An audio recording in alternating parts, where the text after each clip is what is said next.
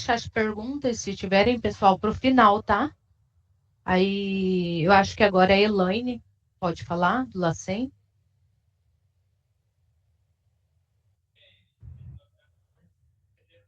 Olá, boa tarde novamente.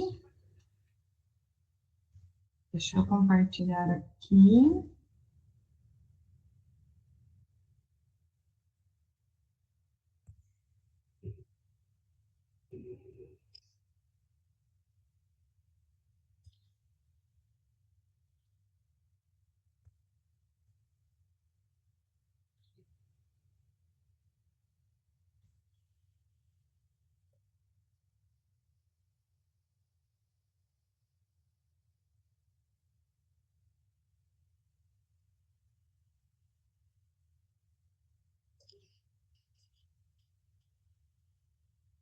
Ok? Está aparecendo o modo apresentação, Joilson? Sim. Tá. Então, vamos lá. Então, o laboratório Não, central, Elaine, minto, não tá não. não está não? Não. Você tem que clicar no livrinho aí embaixo do rodapé, ó. Aí no PowerPoint tem um livrinho aí embaixo. Embaixo do slide aí. Não tem um livrinho aí embaixo? À direita, no rodapé à direita. Não, ele não aceita. Não livrei. Deixa eu tentar novamente.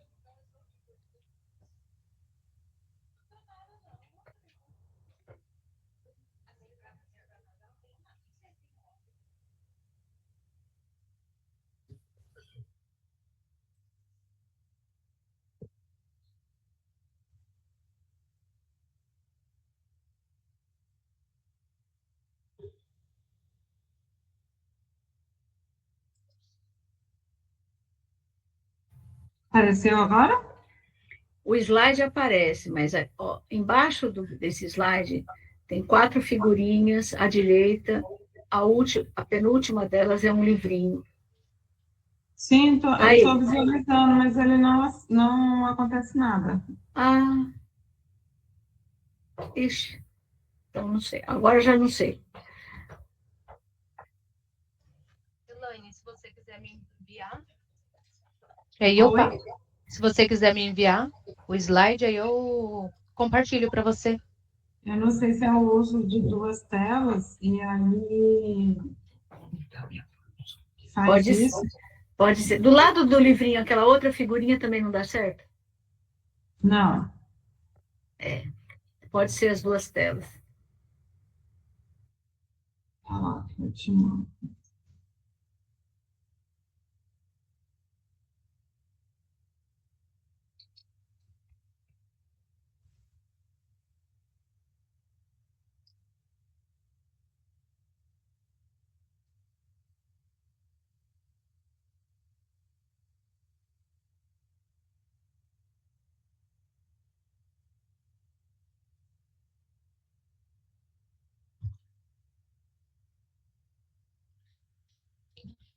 Oi, Gelson.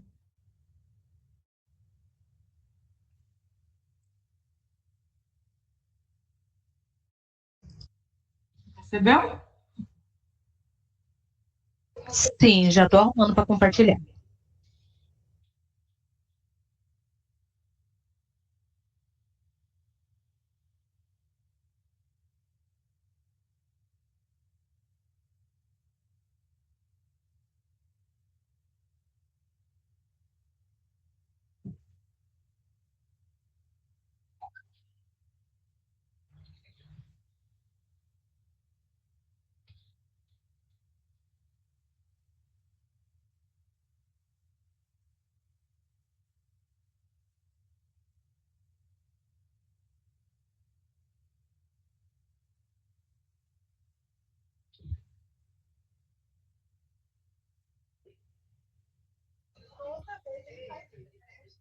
Tá aparecendo para vocês? Tá. Agora, agora está. Vamos lá. Então, o Laboratório Central de Saúde Pública, né, ele é o único laboratório de saúde pública do estado de Mato Grosso existente hoje. Ele é responsável por... pode passar, por favor, Joilson. Ele é responsável por fazer, né, tanto as análises laboratoriais, quanto a vigilância laboratorial em si do estado de Mato Grosso. Então, a nossa missão hoje é realizar a vigilância laboratorial com qualidade e confiabilidade, coordenando a rede estadual de laboratórios, né, e gerando informações de saúde pública. Isso quer dizer que o nosso papel enquanto laboratório de saúde pública, como a doutora Clélia mesmo traz no último slide dela, é de fazer parte, de trabalhar junto, de fazer parte da cadeia e da linha de cuidado do paciente. Nós temos como visão ter excelência, né, nas análises que nós realizamos, né, e também se destacar quanto referência tanto a nível nacional quanto a nível internacional. Nossos valores, eles se baseiam em excelência, comprometimento, confiabilidade, inovação e ética. Como eu disse antes, nosso papel é fazer vigilância laboratorial, e aí ela sai daquele lugar que é fazer exames e entregar resultados, então a gente passa a trabalhar juntos. Na verdade, esse passar a trabalhar juntos não é que algum dia isso não foi o papel, era o papel, porém não era desempenhado. E hoje a gente consegue ter uma visão mais ampla disso para poder trabalhar junto. Então, a vigilância laboratorial é um componente essencial à saúde pública e está associado ao processo contínuo de monitoramento, por meio de análises laboratoriais relacionadas à saúde da população. Pode passar, por favor. Os laboratórios centrais de saúde pública, nós fazemos parte de um sistema nacional de laboratórios de saúde pública. Então, nós temos tanto o LACEN, que fica a nível nacional, estadual, temos os centros colaboradores, né, que são as referências regionais, temos os laboratórios de referência nacional, que temos aí, por exemplo, para algumas doenças, né, como a influenza, o NIC, como a Fiocruz e o Rial, temos os laboratórios de referência regional, temos os laboratórios de fronteira, né, quais hoje, dentro de Mato Grosso, o nosso laboratório de fronteira, esse nome, laboratório de fronteira em si, nós não temos mais a estrutura física dentro do município de Cáceres, mas temos uma gerência dentro do LACEN dedicada a cuidar da vigilância laboratorial na região de fronteira do estado. E aí, com isso, a rede de laboratórios que vai desde forma a rede de laboratórios que vai desde o município até o nível nacional, junto com as referências e o nosso cabeça de rede, que é a CEGELAB, dentro do Ministério da Saúde. Então, para que essa rede de laboratórios, esse sistema serve, né? Então, para detectar sinais de alerta precoce, como detecção e definição de patógenos emergentes e reemergentes, como os argovírus, o surgimento de novas linhagens, como, né, uma cepa nova, igual aconteceu com o SARS-CoV, e aí nós tivemos, dentro do nosso estado, a identificação, né, foi o primeiro laboratório, o primeiro estado a identificar uma variante do SARS-CoV circulando dentro do Brasil, para poder fomentar os dados laboratoriais com relação ao comportamento dos agentes infecciosos. Então, é papel dos LACENs fazer um mapeamento dos patógenos circulantes dentro do estado e monitorar tendências, né, como exemplo, a questão da resistência a antibióticos. Podemos fazer também a avaliação de intervenção com relação à sobrevigilância e monitoramento de progresso de alguma doença através de estudos, né? Tudo isso para poder contribuir para o entendimento da história natural da doença, determinar o fim de um surto ou determinar a eliminação e erradicação de uma doença. Pode passar, por favor. Aqui um pouquinho dos serviços ofertados pelo LACEN. Então, a gente tem aqui uma roda, né, do qual o centro dessa roda é o núcleo de ensino, pesquisa e resposta rápida, que nesse momento ele se encontra ainda em implementação dentro deste laboratório. Porém, ao redor dele temos aí inúmeros serviços que nós podemos ofertar, e através desse QR Code é possível você chegar até o nosso manual, nossa página, no site da SES, né, e poder saber tudo que nós fazemos e o que temos para ofertar. E o que nós não temos disponível, mas há uma necessidade epidemiológica, sanitária, é uma necessidade de saúde pública, nós solicitamos que eles sejam contactados, que se a gente não tiver condições de realizar aquela análise no primeiro momento aqui dentro do Estado, nós temos outros 26 LACENs que podem nos auxiliar nisso, e temos as referências. E, para além disso, a gente tem o conhecimento da necessidade epidemiológica do Estado, e com isso fazer aquisições para que a gente possa fazer esse atendimento futuro. Pode passar, por favor. Aqui um pouquinho sobre a nossa capacidade. Então, com relação ao sarampo, a gente tem aí 2 setores envolvidos, que é o setor da biologia molecular e o setor da imunologia. E aí, na biologia molecular, nós temos uma capacidade analítica hoje de mais de 7.000 análises em 24 horas, com emissão de laudos em até 72 horas após o recebimento dentro do LACEN. É umas fotinhas para ilustrar, né? Nossa casinha antiga, logo já vamos estar já botando as fotos da casinha nova. Pode passar, por favor. E no laboratório de imunologia, né, onde são feitas sorologias, nós temos a capacidade de realização de até 5.000 análises, né, com o resultado liberado em até 72 horas após o recebimento dentro do LACEN. Isso quer dizer que depois que a amostra chegou na recepção de amostras. Por favor. Aqui um pouquinho do nosso fluxo. Então, nós temos a recepção de amostras, né, da onde vocês entregam as amostras para que a gente possa fazer análise. Então, antes de chegar até aqui, tem toda uma questão muito importante, primordial, e talvez 60% mais importante de todo o processo de análise laboratorial, que é o pré-analítico, porque a necessidade de fazer uma coleta no período adequado, né, nós temos adequado aí para coleta, é necessário coletar da maneira correta, usar os consumíveis da maneira correta, armazenar de maneira correta, e também fazer o transporte até o LACEN de maneira correta. Porque se todo esse processo ele não é feito, né, primando pela qualidade, nós não temos como garantir o resultado. Então, hoje, né, nós trabalhamos com o que chega para a gente. Então, se chegou para a gente uma caixa na temperatura adequada, com volume adequado, tudo adequado, é a verdade do portador que chegou até nós, nós vamos fazer a análise e acreditar, né, o resultado naquilo que a gente está fazendo.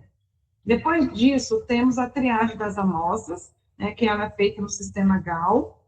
Então, é feita toda a triagem. A partir desse momento, a amostra ela sai de aguardando triagem para poder em análise, e a partir daquele momento passa a contar o tempo para a liberação desse resultado. E a triagem no setor de imunologia, né?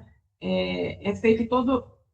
Vocês observam que a gente faz uma triagem na recepção de amostra, e ela é uma triagem documental, e tem alguns critérios de elegibilidade, porém, quando chega no setor da imuno ou da biologia molecular, o técnico responsável, ele ainda faz uma outra análise, né, com relação aos critérios técnicos.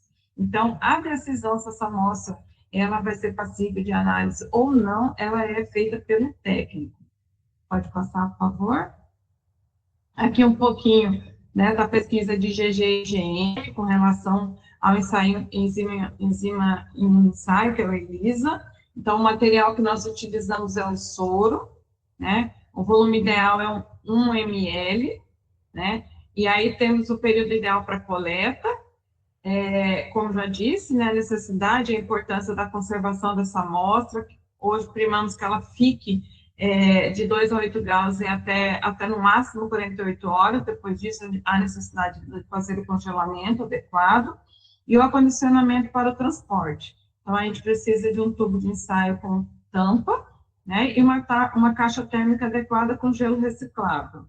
E aí temos os formulários, tanto o formulário do sistema GAL quanto o formulário de notificação. Então, nós não fazemos atendimento e análise de doenças de notificação compulsória que não tenham a notificação. Então, é necessário e obrigatório que essa notificação chegue até nós para que essa amostra entre em análise. Por vezes, as amostras elas chegam até a recepção e falta a notificação. Então, a amostra ela é armazenada da maneira adequada e nós ficamos no aguardo dessa documentação. Somente posterior a isso é que é feita a análise. E aí, como eu já disse antes, os dados que são imprescindíveis, né, são a primeira suspeita, a data do exantema, data da coleta, data de vacina, tudo isso vem influenciar, né, para que a investigação seja feita da maneira correta. Por favor. Aqui um pouquinho com relação ao exame feito na biologia molecular, que é o RT-PCR, né? Então, onde é feita a detecção de partícula viral, é um exame extremamente sensível. Como a gente falou, na imunologia a gente acaba olhando anticorpos, né? Mas é somente aqui no RT-PCR que nós vamos olhar se de fato existe ali uma partícula, por menor que ela seja, do vírus, né, dentro daquela amostra, naquele momento. Então, temos o material que é a urina ou o suave, está no próximo slide, pode passar, por favor. Né? E aí, da mesma forma, temos que primar pelo período ideal da coleta, né? Pela conservação da amostra, pelo condicionamento e pelo transporte. Pode passar. Com relação aos exames pós-mortem, né? Então, é feito o exame imunohistoquímica, né? Da onde é utilizado fragmentos, como o tipo de material para amostra, fragmentos de órgãos, né? Então, existe ali nos nossos manuais o procedimento correto de coleta, de como se faz essa coleta, bem como se faz a conservação, o acondicionamento e o transporte. E aí ela é uma amostra diferenciada, que há necessidade, né, que se faça aí o manejo correto para garantir a qualidade. Por favor. Aqui uma foto ilustrando o equipamento que nós temos na biologia molecular, né, mais aí a sua direita. Aí uma foto do kit que nós estamos utilizando no momento, que é da Eurimun, que é tanto de sarampo GG quanto IgM, e essa outra foto é do trabalho sendo realizado dentro da imunologia. Hoje, nós já estamos realizando o teste de biologia molecular, o RT-PCR, para sarampo dentro do estado. Até no mês passado, isso não era realizado no estado, tínhamos que encaminhar para a referência, o que acarretava aí um gasto de tempo, né, entre a saída e esse retorno. Hoje, isso já é minimizado, né, com a realização aqui dentro do estado. Estamos em fase de implementação, da qual ainda há necessidade de sermos monitorados nesse momento inicial pela referência, até para uma checagem aí de que está tudo certo, que o resultado do exame está dentro do esperado. Já temos uma reunião agendada para fazer uma avaliação dessa implementação. Creio que logo a gente sai desse lugar e passamos a ser independentes, realizando os exames e liberando os resultados automaticamente. São resultados com, né, tem prazo para poder fazer a entrega devido às medidas, né, preventivas e corretivas necessárias a serem feitas. Próximo, por favor.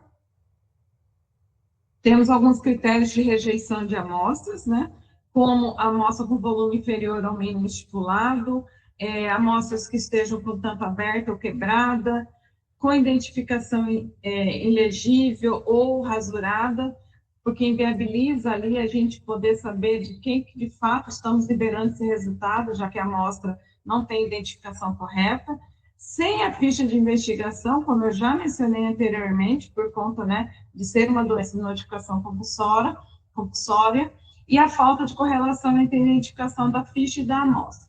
Então, há necessidade, né, e isso vale para todas as amostras que nós recebemos, que elas estejam identificadas da forma correta, em volume adequado para se fazer análise, conforme estipulado dentro do nosso manual disponível no nosso site.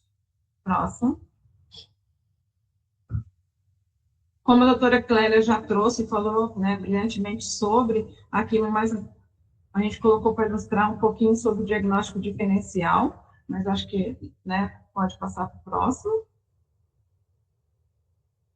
E acho que era isso, Jesus, bem rapidinho. Eu acho que a ideia é mesmo mostrar o que a gente tem disponível. Essa aqui é uma foto da nossa casa nova. E aí, ilustrar para vocês que agora, no ano de 2025, nós já contabilizamos 17 amostras de suspeito que nós recebemos, sendo que essas 17 amostras, elas são de 7 municípios diferentes, e todas com resultados negativos, né, para sarampo, outras com positivo, porém descartada com relação, depois de feito o diagnóstico diferencial. Acho que é isso, me coloco à disposição para poder conversar mais e responder as perguntas que forem feitas. Obrigada.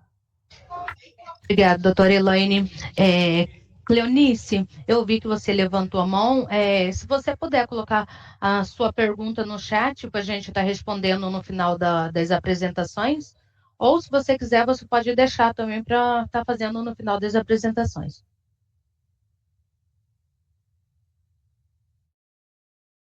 Vou compartilhar com vocês agora a minha apresentação. Opa.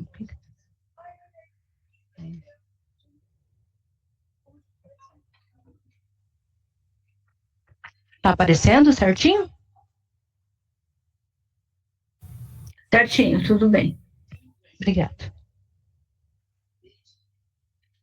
Bom, aqui eu trouxe para vocês o cenário epidemiológico do sarampo, né, na região das Américas, né. Aqui do lado vocês podem observar nesse mapa, aqui na região das Américas, a distribuição geográfica dos casos confirmados de sarampo. E aqui do lado eu trouxe uma tabela, né, disponibilizada pelo boletim da OPAS. Ela está atualizada até a semana 28. E nela a gente pode verificar países, né, vizinhos nossos, inclusive, que estão apresentando surtos de sarampo nesse momento. Entre eles tem a Argentina, nos Estados Unidos também tem, Canadá, México, Peru, e atualmente da semana 24, se eu não estou enganada, para cá, os surtos que estão ocorrendo na Bolívia, né? Nesse boletim que foi atualizado no dia 12 de julho, ele estava com a Bolívia com 122 casos confirmados. Mas, porém, entretanto, a gente teve uma atualização no dia 22 agora, onde esses casos confirmados já se encontram em 155 casos e tem 1.302 em investigação ainda. Aqui eu trouxe o cenário do Brasil, né? Onde até semana 27 a gente tem 5 casos confirmados, sendo esses casos um no Distrito Federal, 2 no Rio de Janeiro, 1 em São Paulo e 1 no Rio Grande do Sul. A gente tem 953 casos descartados e 116 que encontram-se nesse momento em investigação, né? O estado de Mato Grosso, ele tem 30 casos suspeitos notificados. Desses 30, 27 já foram descartados e 3 encontram-se no momento em investigação. Sobre os casos de sarampo do Brasil, 2 ocorreram no estado do Rio de Janeiro, sendo um em março e outro um em fevereiro e outro em março, de 2 irmãs gêmeas de 8 meses, não vacinadas, e não foi possível identificar a fonte de infecção. O terceiro caso foi no Distrito Federal, em Brasília, e uma mulher de 35 anos com 5 doses da vacina. E ela tinha históricos de viagem para regiões onde está ocorrendo o surto de sarampo. Quarto caso, São Paulo, um homem de 31 anos com 3 doses da vacina. Esse caso também não foi possível identificar a fonte de infecção. E o quinto caso, no Rio Grande do Sul, Porto Alegre, mulher de 50 anos, sem histórico da comprovação vacinal, também com históricos de viagem para lugares onde o surto de sarampo está ocorrendo no momento. Qual que é o objetivo dessa nossa reunião? E diante, né, desses casos de surto de sarampo na Bolívia, buscar manter a eliminação da transmissão do vírus no caso do sarampo e da rubéola também, já aproveitando, né, reforçando os nossos compromissos de vigilância em saúde. Como que a gente vai fazer isso? A gente pode estar fazendo isso através da realização da busca ativa de casos suspeitos, através da BAI e da BAC, mais para frente eu vou estar falando sobre cada uma delas, tentando documentar, né, ou a presença ou a ausência do vírus na nossa região, no nosso estado, e reforçar a eficácia da vacinação, né, promovendo cobertura vacinal e adesão da população, seja nas campanhas de imunização. Eu trouxe a definição de sarampo, como a doutora Clélia já tinha falado anteriormente, né? Qualquer indivíduo que apresentar febre, exantema, macupapular, mobiliforme de direção cefalocaudal, que esteja acompanhado de um ou mais dos seguintes sintomas, sendo eles tosse, coriza, conjuntivite, independente da situação vacinal ou da idade, atende à definição de um caso suspeito de sarampo. Ou aquele indivíduo, né, que tem um histórico de viagens nos 30 dias para locais onde está ocorrendo o surto de sarampo e apresentou os sinais e sintomas acima. Aqui eu trouxe a contagiosidade do sarampo, como a doutora Clélia falou anteriormente também, a gente vai estar sempre falando a mesma linguagem, que é que é de fato o que acontece, né? A questão aqui eu trouxe da influenza, né? Como ela falou, uma pessoa infectada de influenza, ela pode estar contaminando outras 4, enquanto o sarampo, uma pessoa infectada, ela pode estar infectando outras 18, até 18 pessoas. Então, assim, é muito contagioso o sarampo, e a gente tem que pensar assim, a gente já sofre tanto nas unidades de saúde, seja ela de atenção primária, secundária ou terciária, quando acontece o surto de gripe, a gente já sofre com a superlotação, né? Agora a gente tem que imaginar isso com o sarampo, sendo ele muito mais contagioso do que o vírus da gripe. Aqui eu trouxe a questão da vacina, né? A sua funcionalidade, né? Sua efetividade, onde a gente pode ver que quanto mais alta a incidência do sarampo, mais baixa a taxa e mais baixa a taxa da vacinação, mais casos vão ocorrer. E quanto mais alto a taxa da vacinação, mais casos esporádicos, ou melhor, as pessoas ficam menos suscetíveis, né, a pegar o sarampo. Aqui eu trouxe o fluxo da vigilância, né, do sarampo e da notificação. Aquele paciente chegou na unidade de saúde, a primeira coisa que a gente tem que verificar é se ele atende a definição, seja para sarampo ou para rubéola. Não atendeu, segue o fluxo, a gente vai investigar para outras doenças. Mas a gente verificou que atende a definição do sarampo, está lá, febre, exantema, ou tosse, ou coriza, ou conjuntivite, vamos preencher a ficha de notificação e comunicar imediatamente à vigilância municipal, seja isso na atenção primária, e se isso ocorrer dentro do âmbito hospitalar, a gente comunica ao RENAV, ao Núcleo de Investigação Epidemiológica Hospitalar, que eles também vão comunicar à vigilância municipal. A vigilância municipal, ela tem que digitar essa notificação em até 24 horas dentro do nosso sistema SINAM e comunicar imediatamente também à vigilância estadual. Ela comunica a gente através do BNS, que é aquela planilha que vocês costumam enviar para a vigilância municipal, informando se ocorreu ou não um caso ali suspeito de sarampo, e a vigilância municipal encaminha para o escritório faz o mesmo trabalho e encaminha para a gente. Se isso ocorrer dentro de um DICEI, a gente vai seguir o mesmo fluxo. A gente pede para que o DICEI comunique à vigilância municipal que ela vai estar comunicando à vigilância estadual. O caso é suspeito.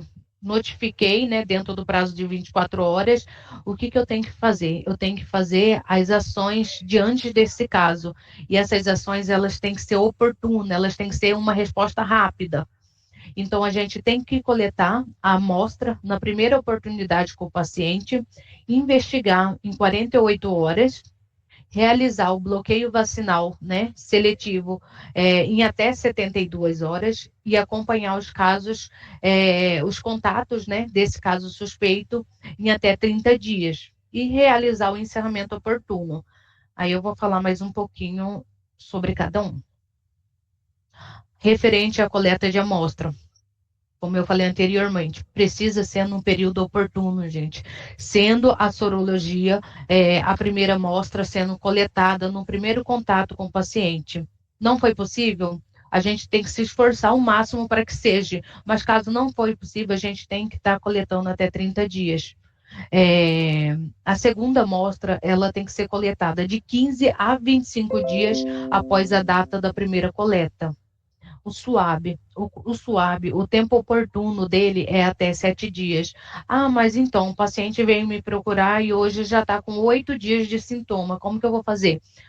O tempo oportuno é até 7 dias, mas como esse paciente procurou a unidade após o período oportuno, a gente tem até 14 dias para estar coletando esse SUAB. Então, coleta. A questão da urina. O tempo oportuno também é até 7 dias. O tempo oportuno para estar realizando a coleta dessa amostra. Mas o paciente procurou a gente, já está no 8º dia de sintoma. Beleza, a gente tem até 10 dias para estar coletando, então a gente realiza a coleta para estar encaminhando para o LACEN. Outra coisa muito importante é coletar as 3 amostras, sorologia, SUAB e urina.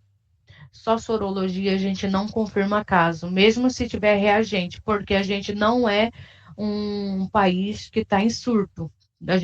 O nosso estado não tem casos confirmados, então a gente não pode confirmar por clínico ou por clínico epidemiológico, a gente tem que confirmar laboratorialmente. Então, o que acontece? A gente receber muita amostra apenas da sorologia, sem o SUAB ou sem a urina. E a gente precisa do SUAB e da urina, porque a gente vai fazer através dele a identificação do vírus que está circulando na nossa região. Investigação. A investigação oportuna, ela tem que ser em até 48 horas. Para quê? Para a gente tentar buscar e identificar a fonte de infecção. A gente vai entrevistar aquele paciente e verificar onde ele teve no período de incubação, que é de até 21 dias, né? De 7 a 21 dias. Se ele tem histórico de viagens, né? Para locais onde ocorreram surtos, que mais? Se ele participou de algum evento, o surto da Bolívia, ele iniciou com um evento de uma igreja, né? Então, nesse evento começaram a surgir os casos de sarampo lá. E coletar informações detalhadas sobre os sinais e sintomas. Na ficha, a gente tem o campo do exantema e tem o campo da data do exantema e da febre, mas lá na frente, no início da ficha, a gente pede os primeiros sintomas, porque a gente sabe que a febre costuma anteceder o exantema, e junto com a febre pode vir um dos outros sintomas que não tem data, e é muito importante a data desses outros sintomas. A situação vacinal desses contatos, né, durante a coleta de informações, a gente vai levantar, né, desses contatos a situação vacinal de quem esteve ali com ele durante o período de transmissão, verificar, né, a situação vacinal desse próximo, se ele frequenta creche, escola, a gente vai estar verificando também. elaboração de linha de tempo. Durante a entrevista, a gente consegue identificar onde esse paciente esteve, a data que foi realizada as coletas, a data que ele procurou uma unidade. Às vezes ele foi numa unidade, teve o atendimento e ali no momento não foi levantada a suspeita que poderia ter sido, que pode ser uma suspeita de sarampo. Aí volta em outra unidade e a gente precisa levantar essas informações para saber onde ele esteve nesse período, que muitas vezes é o período de transmissão da doença, como a doutora Clélia falou anteriormente.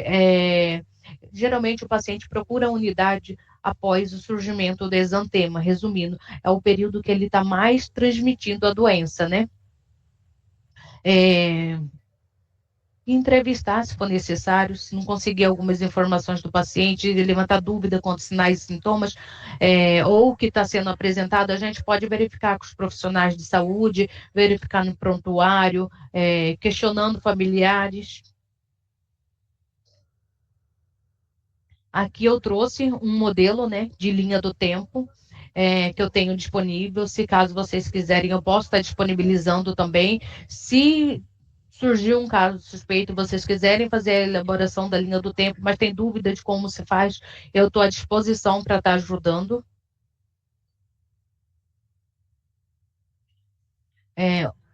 Bloqueio vacinal. A doutora Clélia falou muito sobre o bloqueio vacinal, né? Sobre quem vacinar, né? Quando realizar o bloqueio vacinal, que é diante de um caso suspeito, sendo o tempo oportuno até 72 horas, vacinar os contatos a partir de 6 meses de idade, né, de forma seletiva e analisando, né, a situação vacinal de cada um. E quem são esses contatos? As pessoas que residem, né, com esse paciente, né, que moram junto na casa dele, escola, trabalho, academias, creche, todos os lugares onde esse paciente circulou durante o período de transmissibilidade dele, a gente tem que estar realizando o bloqueio vacinal, né? Fazendo a análise da situação desses pacientes e estar fazendo o bloqueio vacinal se necessário.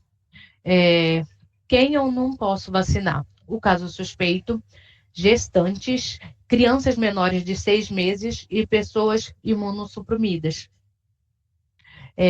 Aqui eu trouxe a indicação, né, por faixa etária, de 6 a 11 meses, a dose extra, que é a dose 0 da vacina tríplice viral, apenas para bloqueio, né?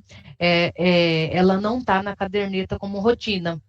Eu acredito que muitos que estejam participando da reunião talvez não estejam cientes, mas a gente já está fazendo uma campanha de intensificação apenas nas regiões de fronteira, né? São 5 municípios em região de fronteira. Nesses municípios a gente já está fazendo, o Ministério já enviou uma dose extra, né? E a gente já está fazendo nas crianças de 6 meses a 11 meses e 29 dias a vacina para a dose 0 e estamos fazendo intensificação também da campanhas, né, da intensificação da vacina. Eu encontrei os contatos desse caso suspeito, beleza, a gente vai realizar o acompanhamento desses contatos durante 30 dias, para observar se vai aparecer ou não sinais e sintomas. Se não apareceu, tranquilo. Se caso apresentou, a gente tem que notificar e realizar a investigação também. E realizar o registro desses casos, desses contatos dos casos suspeitos. O Ministério disponibiliza, né, uma planilha onde a gente pode estar preenchendo o acompanhamento.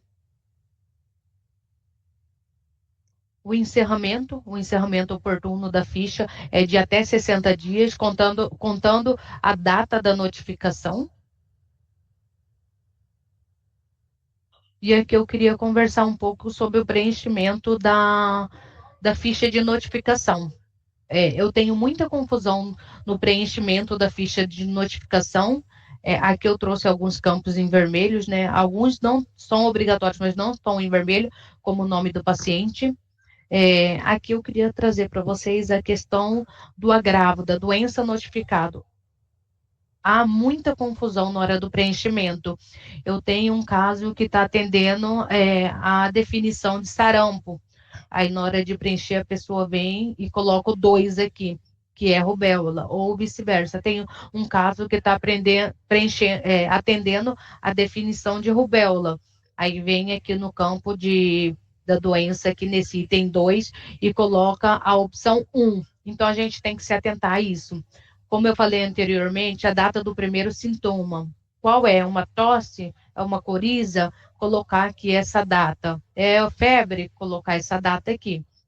A data da notificação, município de notificação, é obrigatório, unidade de saúde, obrigatório, nome do paciente eu não coloquei em vermelho, mas é obrigatório, e o nome do paciente, o nome da mãe, hipótese alguma, pode estar abreviado. E a idade, eu também tenho alguns problemas referente à idade, aonde aqui está marcando que a criança tem 10 meses, e quando a gente vai investigar, que a gente busca, que vem relatório, que vem documentos, vem prontuário, para a gente estar analisando, a gente consegue identificar que, na verdade, essa criança tem 10 anos, não tem 10 meses. E não é obrigatório, mas eu trouxe esses campos em azul, o porquê? É importante o endereço e o telefone desse paciente. A gente vai ter que fazer a busca ativa naquela região, busca ativa dos contatos, entrar em contato com esse paciente, até mesmo, às vezes, para fazer um monitoramento. Aqui eu trouxe a data da investigação, é um campo obrigatório, se tomou a vacina e a data da última dose. Esse é um campo também que costuma vir em branco, e a gente vem lutando para que esse campo seja preenchido, porque ele é importante. Na verdade, todos os campos são importantes, né? Mas é que uns campos a gente utiliza mais para fazer uma análise epidemiológica, e até a mesmo para analisar se é um caso, se esse caso vai ser descartado ou se ele vai ser confirmado, a gente precisa dessas informações. A questão da data do exantema, aqui pede a data do exantema, a data da febre, e se atender a tríade, tem que ter um ou mais dos sintomas abaixo para atender a tríade. E ocorre de vir caso para mim com data do exantema, data da febre e tosse. Aí, quando a gente vai investigar mais profundo um pouquinho, a gente descobre que não teve data de febre. Teve apenas o exantema e uma tosse. Aí, o que acontece?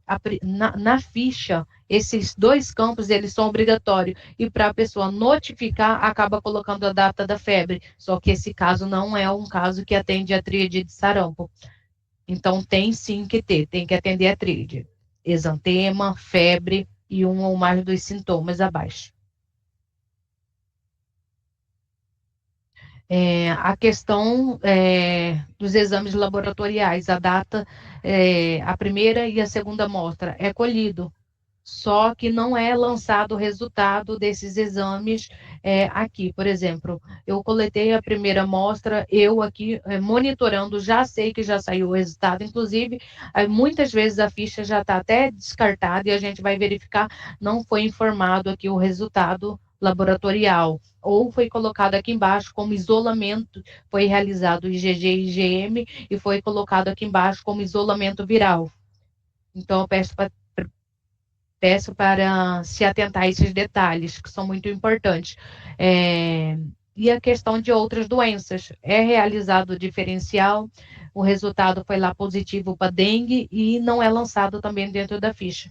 Então, peço para que seja lançado dentro da ficha os resultados, né, específicos, tanto do sarampo quanto da rubéola, e os diferenciais, ainda mais quando o resultado for positivo, for reagente, para a gente até ter uma noção de quais casos estão sendo muito confundidos com sarampo, com rubéola. Aqui eu trouxe também, né, a classificação final, lembrando que um IgM reagente não confirma caso, e a gente recebe ficha como confirmado já no sistema, e a gente vai verificar, só tem a primeira coleta, não tem a segunda coleta, não tem o RT-PCR, e já foi confirmado no sistema. E quando a gente vai investigar, esse caso vai ser descartado, até mesmo porque ele foi reagente para outras doenças, e aconteceu ali uma reação cruzada.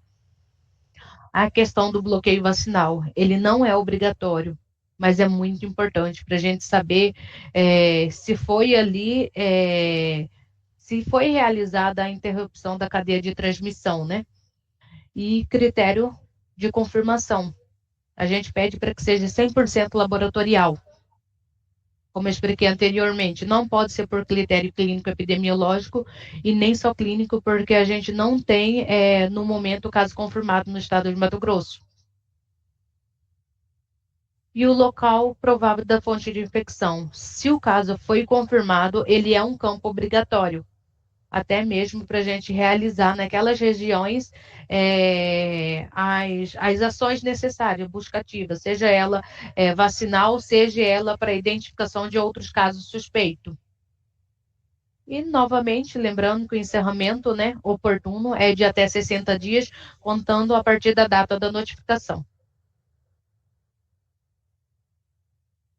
Aqui eu trouxe para vocês a busca ativa. A busca ativa, ela é nada mais, nada menos que a gente tentar, através da busca, né, seja ela BAI, BAC ou BAL, identificar casos que foram passados ou despercebidos pela unidade de saúde, né, devido ao fluxo de atendimento, ou até mesmo daqueles pacientes que não procuraram a unidade de saúde enquanto estava apresentando sinais e sintomas. Até ano passado a gente trabalhava com a busca ativa prospectiva e retrospectiva e prospectiva, né? Mas a gente recebeu o selo de erradicação da OPAS em novembro, e uma das orientações que eles passaram para o Brasil foi que seguir a busca ativa no mesmo modelo do deles, que é a BAI, a BAC e a BAL. A BAL a gente já trabalhava com ela anteriormente, que quem é o responsável e realiza é o LACEN. A BAI é a busca ativa institucional, né, que é a análise sistêmica de registros médicos em unidades de saúde, seja ela pública ou privada. Como? Através dos prontuários, das fichas de atendimento, a gente vai revisar e verificar se tem algum caso ali que passou despercebido e que atende a tríade de sarampo. A gente verificou, atendeu, a gente comunica a vigilância, né, para estar iniciando essa investigação. A busca ativa comunitária, que é a BAC, é busca na comunidade, por meio de entrevista, seja através dos pais, dos educadores, dos líderes comunitários, ou em algum evento que esteja acontecendo. E a laboratorial, como eu falei anteriormente, quem realiza é o LACEN, eles têm um quantitativo de amostra, eles recebem as amostras para arboviroses e fazem ali é realizado em um quantitativo, um diferencial para sarampo e rubéola quando todas as arboviroses derem não detectáveis. Uma coisa que eu queria frisar muito é que vocês já fazem essas buscas. O que a gente precisa é só registrar elas. Quando que a gente vai fazer essa busca? A gente faz em vigilância de rotina, em situação de surto e em situação pós-surtos para encerramento. Eu queria trabalhar com vocês ela agora como vigilância, como rotina. Para quê? Para a gente documentar que a gente não tem caso de sarampo no estado, ou para a gente conseguir identificar se tem realmente, de fato, vírus circulando e a gente entrar com as medidas necessárias, né? Então, assim, vocês já realizam isso. Ah, mas como que a gente realiza? Eu vou pegar um exemplo dos ACS. Os ACS, eles realizam visitas domiciliares. Nessas visitas domiciliares, que muitas vezes eles já têm uma rotina e já têm um agendamento ali, eles vão levar uma ficha, né? Uma ficha. Só um minutinho.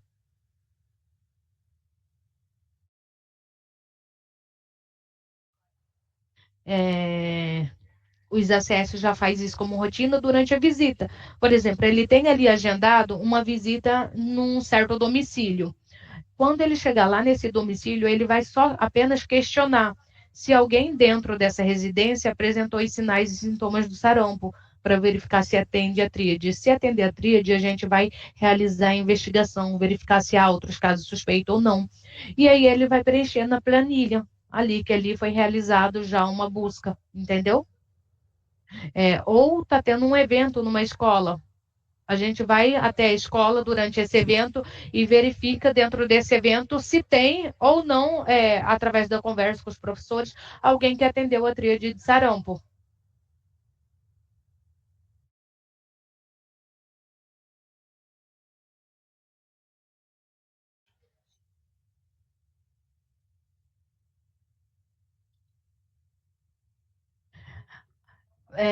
Muitas vezes não tem efetivo para a gente estar realizando essa busca, mas então a gente pode priorizar áreas, né? As áreas que têm mais vulnerabilidade, que têm mais aglomeração de pessoas, onde está com a cobertura baixa, comunidades fronteiriças, ou onde há muita população de migrantes, né? Ou onde ocorreu calamidades, ou aonde, devido à topografia, é mais difícil o acesso à saúde. Aqui eu trouxe só para conhecimento mesmo a ficha, né, da busca ativa institucional, aonde vocês preenchem os campos aqui. Quantos prontuários vocês revisaram durante essa semana? E aqui embaixo os dados, se foi encontrado algum caso suspeito. E aqui é a consolidação dessa planilha das informações. Aqui é a planilha da BAC, né? Onde a gente vai registrar, né? Quantas pessoas a gente entrevistou na comunidade. E aqui embaixo, mesma coisa, preencher só se houver o caso suspeito. E aqui é a consolidação da BAC. Aqui eu trouxe para vocês os indicadores de qualidade da vigilância das enzimáticas, sarampo e rubéola, né? A gente pode notar que desde 2009 houve um declínio, né, na notificação, sendo os períodos que houveram menos notificação, 2016 e 2021. Lembrando que 2021 a gente tem que considerar que teve a pandemia da Covid-19, onde algumas doenças de fato foram deixadas de lado, né? A OPAS, ela preconiza que tem que ter notificação, pelo menos 2 casos para cada 100 mil habitantes. E aqui eu trouxe os indicadores de qualidade também, né? Esses indicadores, eles são avaliados de acordo com o preenchimento da ficha de notificação, os dados que lá pede, as informações são retiradas de dentro da ficha, aonde investigação oportuna a gente tem que alcançar a meta de 80%. A investigação, a gente tem conseguido bater a meta. Da coleta oportuna, esse ano a gente conseguiu bater a meta, mas a gente ainda precisa melhorar muito. Questão de encerramento laboratorial, como eu falei anteriormente, o nosso indicador é que seja 100%. Então, a gente não conseguiu bater essa meta ainda, a gente pode melhorar, mesmo que a gente não vai conseguir atender esse ano os 100%, mas a gente pode melhorar esse indicador. Notificação negativa. A unidade de saúde informa o município se ocorreu ou não casos naquela região durante aquela semana. O município passa essa informação para o escritório passa essa informação para o Estado passa essa informação para o Ministério. Então, a gente tem algumas regiões que têm ficado silenciosa, municípios que têm ficado silenciosa. Então, o nosso indicador de notificação negativa, ele está abaixo, né? Mas a gente pode melhorar, a gente tem tempo ainda de melhorar. E investigação adequada, ela tem 10 campos. O que acontece? A investigação adequada, a gente vai pegar aqueles casos que foram investigados em tempo oportuno e foram preenchidos 10 campos, que seria data da notificação, data de exantema, data do laboratório, a situação vacinal, bloqueio vacinal, encerramento, classificação final. Alguns campos assim que a gente analisa para verificar se essa investigação foi adequada. E a gente também não está conseguindo bater a meta. E essa investigação adequada, ela é basicamente aqueles dados que tem dentro da ficha. Às vezes foi colhida aquela informação, porém, entretanto, não foi digitada ou não foi preenchida na ficha de notificação. Por que a gente está, no momento, correndo o risco de reintrodução de sarampo? Devido, né, à cobertura vacinal, que está abaixo da meta, a vigilância, né, através dos indicadores, que também está abaixo da média, a gente tem entrada, né, de pessoas provenientes de países com surtos, atualmente a Bolívia, e a questão da região de fronteira, onde a gente tem 730 km de extensão, com 5 municípios em fronteira com alto risco, né? Aqui eu trouxe o guia de vigilância, né, que está disponibilizado pelo Ministério no site. Aonde tiver dúvidas, pode recorrer a ele, que ele tem todas as orientações necessárias. A gente tem o fascículo de investigação do caso suspeito, bem sucinto, busca ativa e fluxo do bloqueio vacinal, para tirar nossas dúvidas. E aqui eu trouxe algumas recomendações, que é notificação imediata, a investigação rápida, coleta laboratorial das 3 amostras, sorologia, SUAB e urina, bloqueio vacinal seletivo, encerramento, né, dentro do SINAM, da ficha de notificação, busca ativa desses casos, busca ativa da imunização dos faltosos, a gente tira aquela fichinha lá e tenta fazer a busca desses pacientes que estão em atrasos, realizar o monitoramento da cobertura vacinal, realizar orientação sobre as pessoas que vão viajar, para estar realizando a vacinação 15 dias antes de viajarem, né? E realizar a educação permanente. Aqui está o e-mail, caso vocês queiram entrar em contato. Obrigado.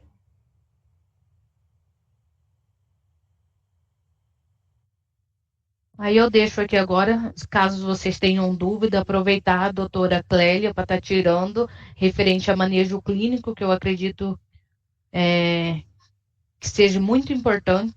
Tudo é importante, né?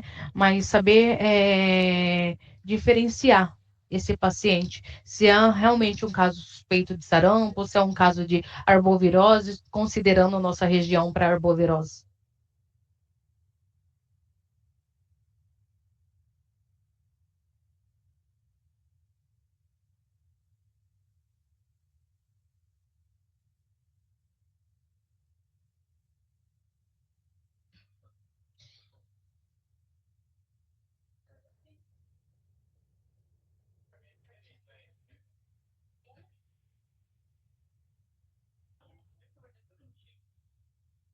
Pessoal, não fiquem tímidos, não, podem perguntar, tá?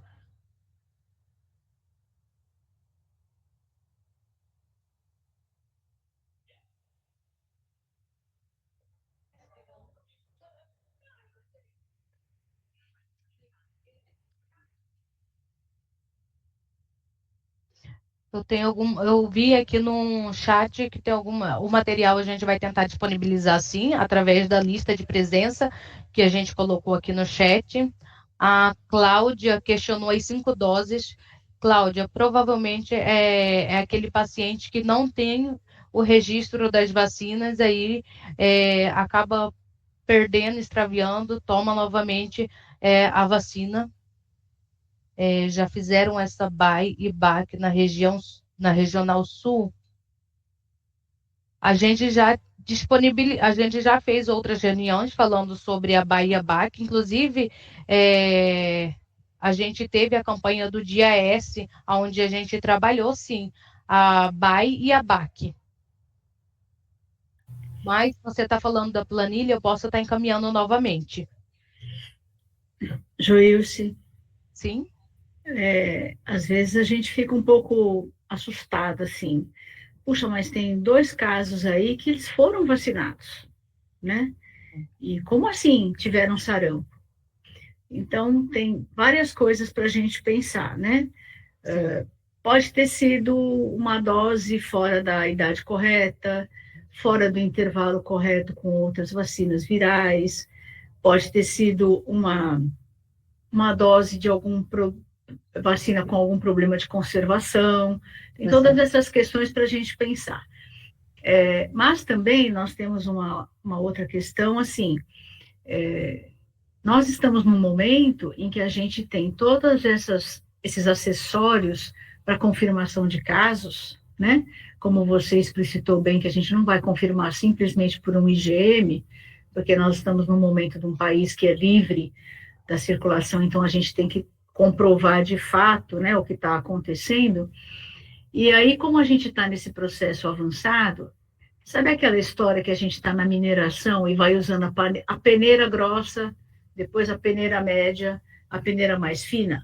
Então, talvez a gente está no momento de uma peneira bem fininha.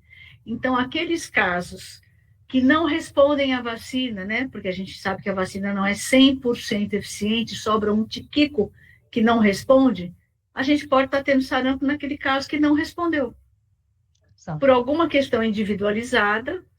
Então, assim, são extremamente exceções, não é o comum, né? Então, só para a gente estar lembrando que isso pode acontecer. É raro, mas pode acontecer. Então, só estou lembrando isso, porque assusta mesmo. Gente, mas como assim? 3 doses, 4 doses? Tem várias coisas para estarem justificando esta identificação. Tá? A gente já tem algumas publicações de infecções que a gente chama de falha secundária de vacina, né? Que é assim, o que é a falha primária?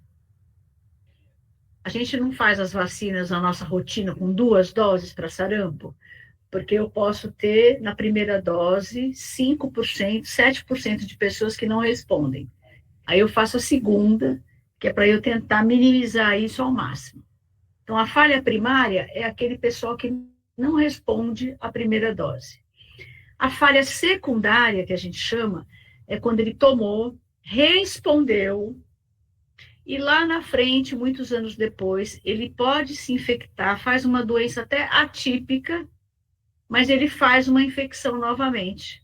Nem sempre com muito IgM, mas é uma falha secundária. Então, existem alguns estudos publicados de falha secundária, que é raro,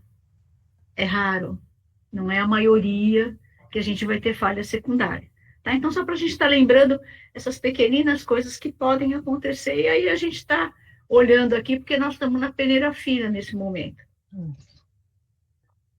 Isso. Obrigada, doutora. Quanto ao bloqueio vacinal, a partir do caso suspeito, já devo iniciar? Sim.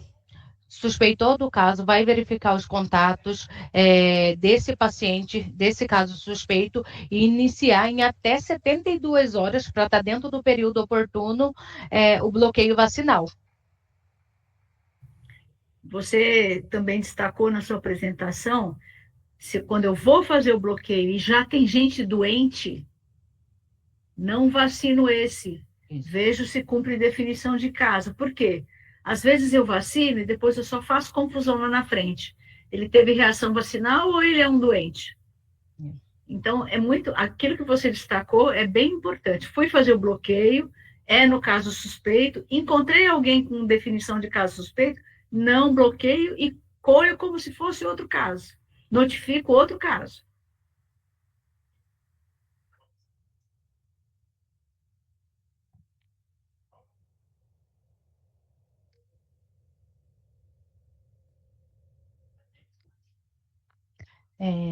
Tatiana, eu vi que você perguntou que você encaminhou a amostra para o LACEN, a primeira amostra, mas não foi, eu acredito que seja isso, mas veio com o IgM não reagente. Aí, nesse caso, como a gente não é um local que tem surtos, a gente descarta e investiga outras doenças. Aí a gente não colhe a segunda amostra.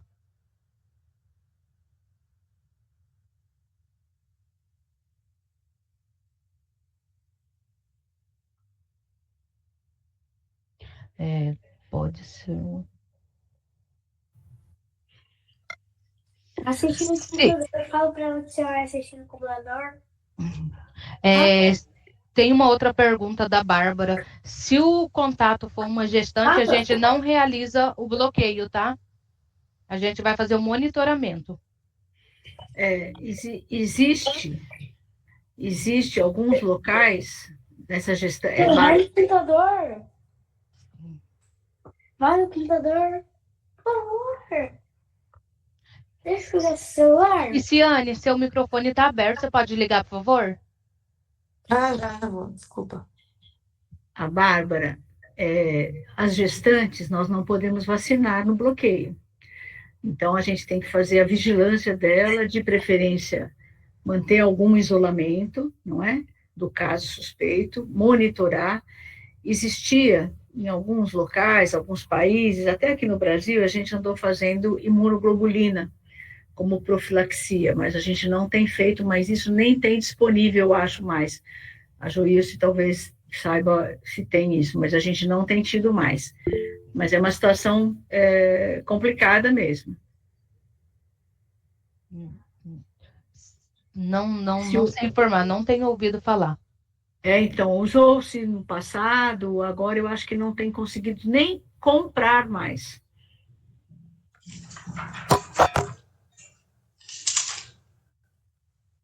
Silmara, você levantou a mão? Pode falar. Sim. Assim, talvez você até falou, mas eu tive que sair da sala para atender, mas eu estou com uma dúvida que eu já tinha que eu ia tirar, mas aproveitando a oportunidade, por exemplo, eu tenho um caso, por exemplo, a gente vai fazer uma busca para ver essas doenças exantemáticas, né? E todas, assim, e às vezes a maioria estão sendo relacionadas com as doenças de arbovirose. Mesmo assim, eu vou triar para sarampo só a que tem a característica de sarampo, né? Ou não? Você vai verificar se atende a tríade. Se tiver febre, exantema, mais tosse, ou coriza, ou conjuntivite, você pode estar notificando para sarampo. Você vai notificar para sarampo. Se vocês têm a dúvida que é uma arbovirose, notifica também a arbovirose. Ou você notifica para sarampo e solicita junto um diferencial para arbovirose. Outra dúvida. Por exemplo, esse mesmo caso, vamos por um caso.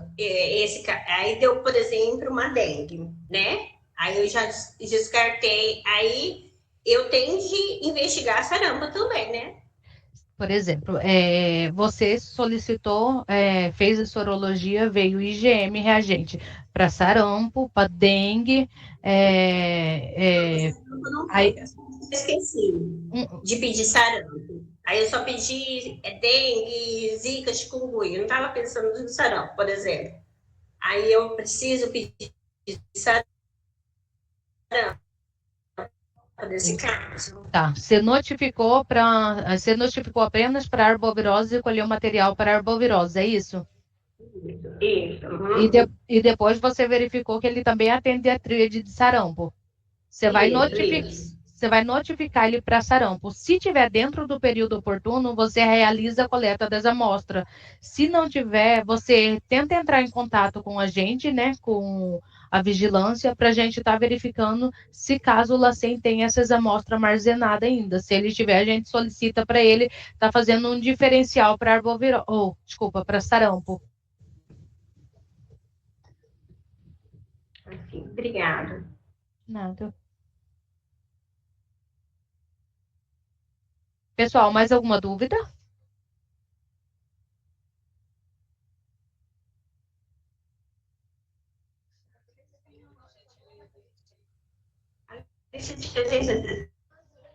Eu quero material para mim ver.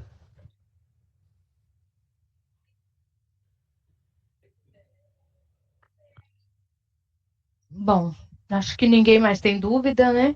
Se tiver, ainda está dentro da oportunidade.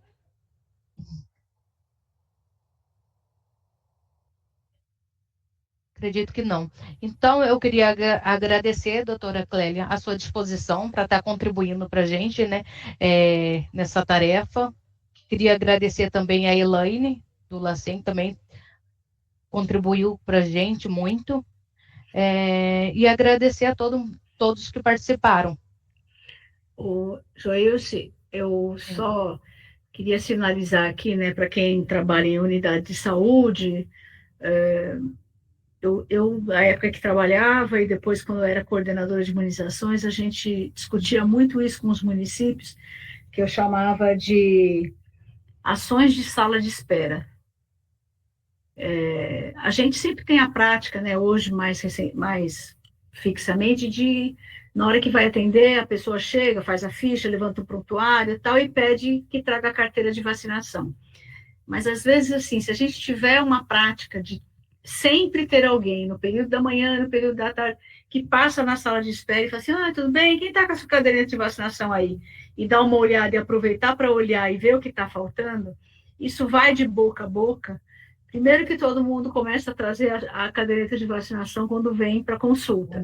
E segundo, que eles falam, olha, a moça já olhou, ela já olha tudo. A moça é um exemplo, porque ela olha tudo e ela já fala o que está faltando.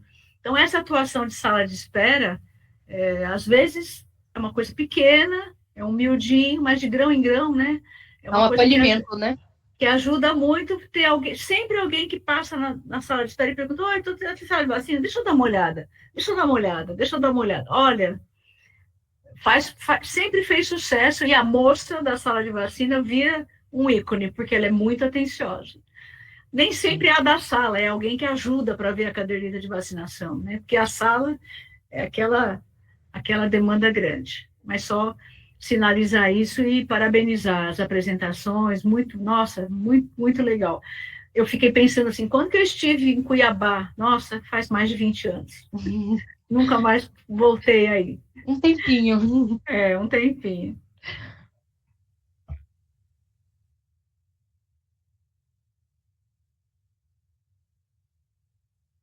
Acho que é só. Então, obrigada, agradeço a todos.